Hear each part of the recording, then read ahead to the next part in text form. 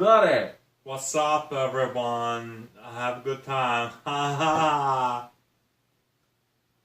Okay, so how many people are gonna get that joke before we tell them what we went and saw? Hopefully, a lot of people, because this is a great movie, and everyone should see The Room, and then they should see The Disaster Artist, like we went to go see.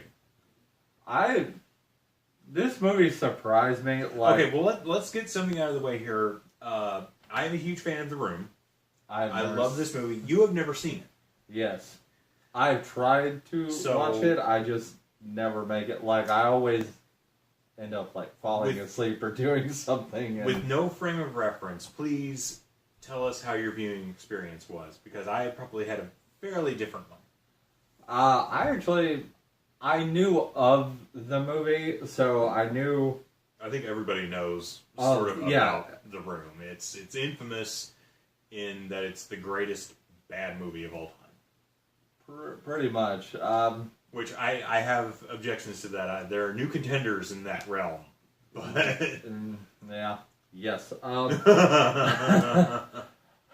Neil Breen. Just remember, I showed you the most watchable of his movies. Oh my god. They get more insane. That one was. We'll talk about that. That's a discussion for another time. But right now we're talking about The Room. I thoroughly enjoyed it. I knew what I was going into. Mm-hmm. Like, I knew I was going into a movie being made about the guys who made The Room.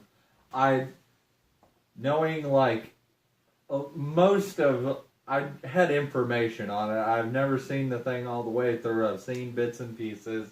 So I knew what I was getting into. Right. I thoroughly enjoyed the movie, though, especially at the end where they do like the shot for shot, like from The Room and from the like that they made. Like, they for real could have just sat through and remade the thing if they wanted to. I'm glad they took the attention to detail and the time to recreate these scenes so thoroughly. Yeah. Because it does show a great love of the source material. But that kind of becomes a bit of an issue with it in that it sort of feels a little schmaltzy and a little too kind of appraising of Tommy Wiseau and The Room. For those of you who don't know, The Disaster Artist, the movie, is based loosely around The Disaster Artist, the book, written by Greg Sestero, who was Mark in the original The Room. Yeah. And it chronicles kind of how he met Tommy, what all they went through to try and make this movie, what he was like during the making of the movie, and kind of what happened afterwards. One of the things that they changed, I'm not quite... Well, I'm sure they changed it for shooting purposes, but Tommy and Greg didn't really know each other before the making of The Room. Greg was kind of an actor who answered an ad and said, "Hey, yeah, I need a job, so will you pay me to be in your movie, Mr. Bizarre Director Man?" And he said, "Okay, you're going to be Greg. Have fun." And that's kind of where... know each other. See, I didn't know if that was a thing or not. That was something they made in for the movie where they meet each other at the acting class and they kind of room together and they go on this kind of little life adventure together. That didn't actually happen. That's purely the movie. Okay. But like it says that like they're still friends and stuff. They are still friends. They're still making stuff together, which is a really cool thing. But yeah, that did not actually happen. Which, again, I understand movie making. You got to do things differently. I'm okay with that. It turned out fine. The only other real big change that they made was how basically Tommy revises his opinion of The Room and turns it into this kind of comedy effort after its first screening, that happened after several screenings, after people kind of latched onto it being this awful, awful thing. And it was just so much fun to go and watch. Okay. And eventually he kind of turned around on that and said, "Oh yeah, it was supposed to be a tragic comedy all the time.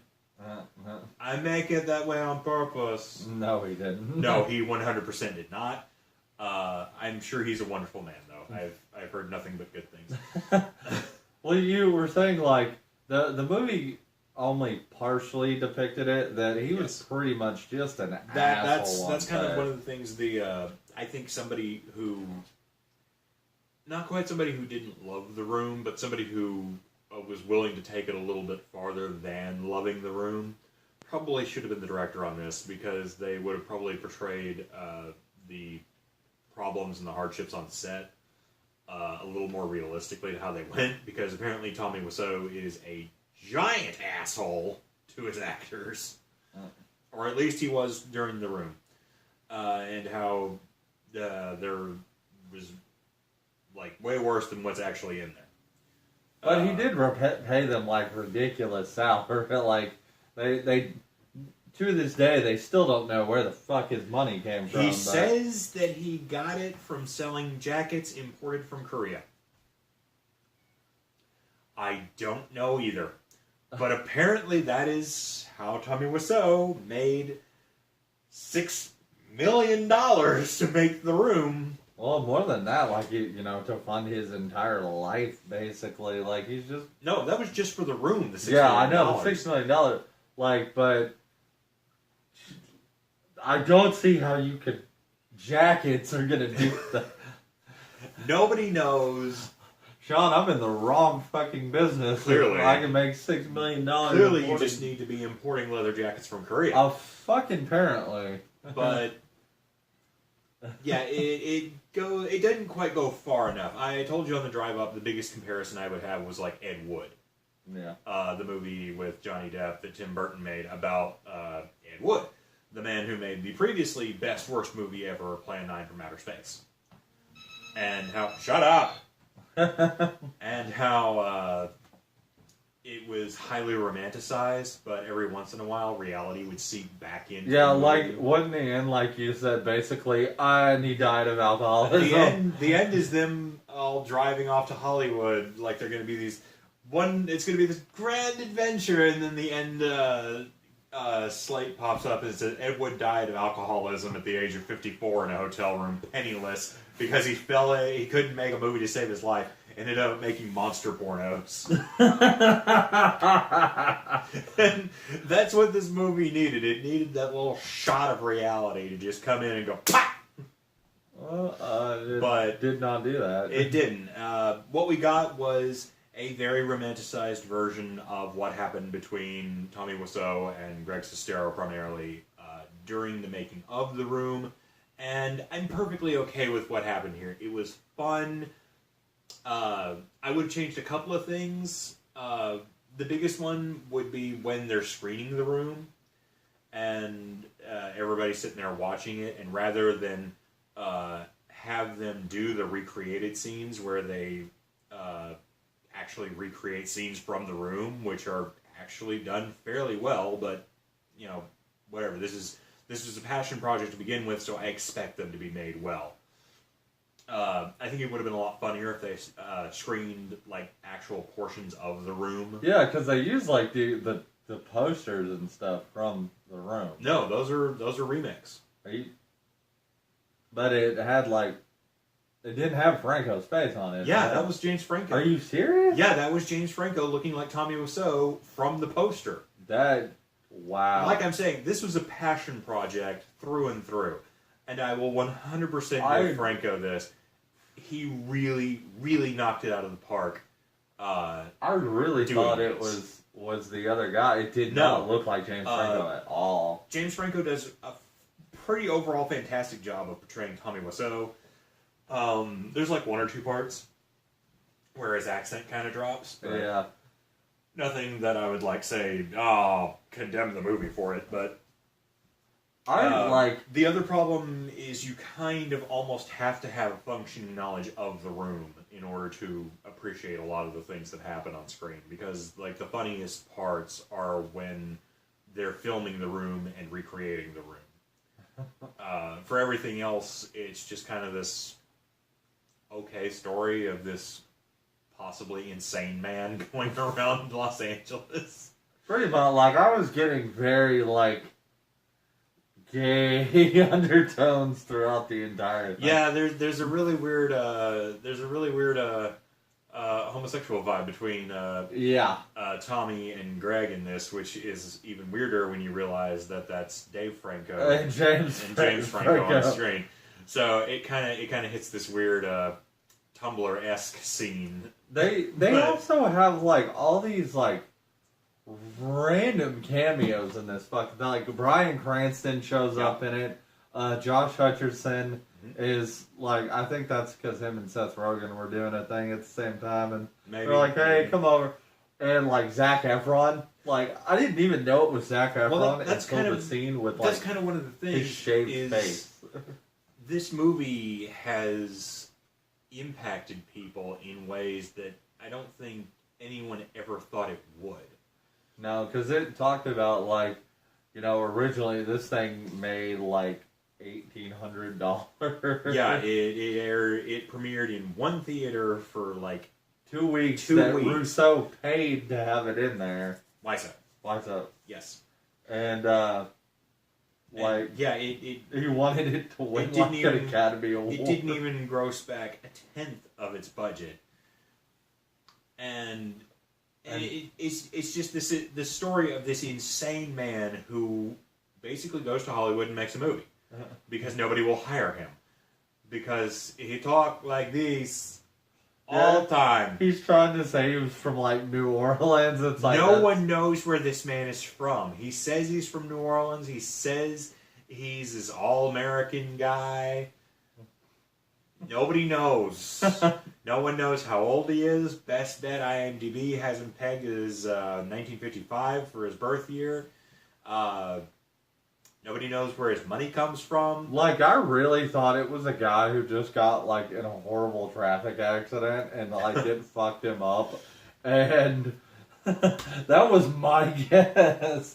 That's how Franco played it. Like, That's kind of how Tommy Wiseau is, though. Yeah, I was like... Like I say, maybe that's where the bottomless money pit is from, like, somebody paying him a lot of money for the rest of his life. He's kind of this enigma. Yeah. And nobody really knows, and that's kind of the mystery and the mystique of Tommy Wiseau. But, yeah, overall, this movie was perfectly fine. That being said, if you haven't seen The Room, or even if you have, for that matter, I would probably say a matinee would be your best bet. Because while this is really good and a lot of fun, it's not as much fun as it could be. I would say... It takes itself a little too seriously in some parts, whereas sometimes it needed a more satirical edge to what was happening, or at the very least an outsider's perspective as to what was happening, and somebody being able to shine a harsher light on the portions where Tommy's kind of this giant raging asshole to his people. Yeah, they only do that in like 2 or 3, like once or twice. Right, the whole but it was basically the entire production. Tommy was just this huge fucking dick. I really want to know if the Malcolm in the Middle thing was true. I don't know. I was meaning to research that, but it wouldn't surprise me because there are portions of this movie where you can really tell Greg Sestero is kind of pissed off. So that would give a little more credence to portions of the movie. But all in all, this was a passion project that came from a place of great love. Yeah. For this movie, for this man, and basically what he has done both to the world and for the world. I would say definitely, like... Because it does... Like you were saying, definitely see the matinee, and I have every intention of going and watching The Room now that I've seen this, but I would see it quick because this movie... The release date is just poorly timed. No, I think this was perfectly timed. Because otherwise it was going to be horribly overshadowed. Well, that's the problem, is you have about a week to see this thing, before it is going to be pushed out of every theater because of Star Wars. Therein lies the deal, though. James Franco has been making movies that like nobody else has heard of for like a number of years. This is like the first one, and from what I understand, like each one is something he's super passionate about. And this is like the first one that's really got widespread note and screens. The first like thing I had seen for this was we had a standee built, and it was of like Franco doing like this. I was like, what the fuck is this? And I googled it and like saw the trailer. I'm like, that didn't even look like James Franco, but it's like Franco doing like this, and you can like go stand next to him and take a picture. Yeah. But yeah, if you've seen The Room or you've read The Disaster Artist or both, I would highly recommend actually going to see this movie because it is a really great movie. It's fun. It could have been a little more fun, like I say, if they had taken a bit of a harsher edge with some of it. But at the same time, I understand that James Franco seems to love The Room the same way I love The Room. And it's a movie that you get together with friends and you turn it on and you can just sit there and laugh and laugh and laugh at it. Yeah, I think it shows that like him and all his friends liked it, because that's basically the cast is, but like him and his friends. And him like and his one friend, everybody else was kind of pissed off at him by the end of it. But yeah, like I say, the ending is kind of the biggest. Well, I meant like James Franco's friends. Oh, James Franco's friends, yes. Like, you have Seth Rogen show up. You have like Zac Efron, Josh Hutcherson, Dave Franco. That's basically how James Franco makes movies. Period. It's just his friends show up. Yeah, he kind of does the Adam Sandler route, except James Franco tends to put a little bit of effort into his movies. What, you mean like Kevin James and Adam Sandler working together? Like they don't put any effort? Are you kidding? Oh, no. They think Chris Rock and David Spade? Come on. No. They're so fantastic. Yes, that's exactly what I'm saying, actually. They're great No, they're not. No, they're not. That's why everything is direct to Netflix for them now. Because it's like South Park said, Netflix will buy any. We're not talking about Adam Sandler. We're talking about Mr. Franco and Mr. Wiseau. Good job. Honestly, yes. This is probably one of the better movies I've seen this year. And while I wouldn't 100% say go out and see this movie whenever you can, definitely give it a watch when you come across it. I would say, try to see it before.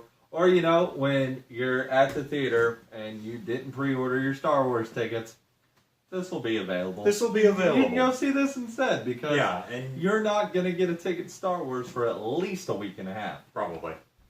No, we've sold 3,000 tickets already.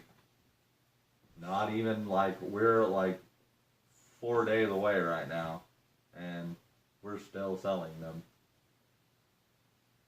Well, when you show up to the theater and you're super pissed off because you can't get a ticket for Star Wars, go watch this and maybe you'll brighten your day a little bit. Or they can just go home and use their hoard of masturbation toys. What? You don't have 5? Where did this come from? I'm just saying, if you can't go see Star Wars and you fucking love Star Wars, gotta get that excitement out somehow. This just went to a very weird... Well, I'm sorry, you went off on a weird little tangent. I figured I'd go off on a weird little tangent. Mine makes sense. No, it doesn't. You're talking about Star Wars. Nobody wants to hear about Star Wars. They want to hear about... I'm saying... Tommy Wiseau. I'm saying you have to see this instead of when you can't get tickets for Star Wars. I was making an argument, damn it. An argument we didn't need. Thanks, Donald Trump. You gonna bring up Hillary next? Now you're taking me to South Park last week. No one cares what the whites have to say anymore. Bottom line, totally go see this movie. Matinee if you can. Yes. You probably won't have a bad time. Like I say, there are a few things I would have done differently, but I'm far and away from angry about this movie. Everyone came out of it laughing. Oh yeah. Like, everybody. Bottom line, that's what you want from a movie like this. You want people to laugh and have a good time, which this movie does. Yep. Really well. You got anything else you want to go No, on? no, that's it. Okay. Go see it. There you go. So, until next time. There we go. Somebody had to end this damn thing. We'll We see will- you later, everybody. We're here back next time, probably. Talk about Star Wars. I fucking love Star Wars! No, you don't. No. Not that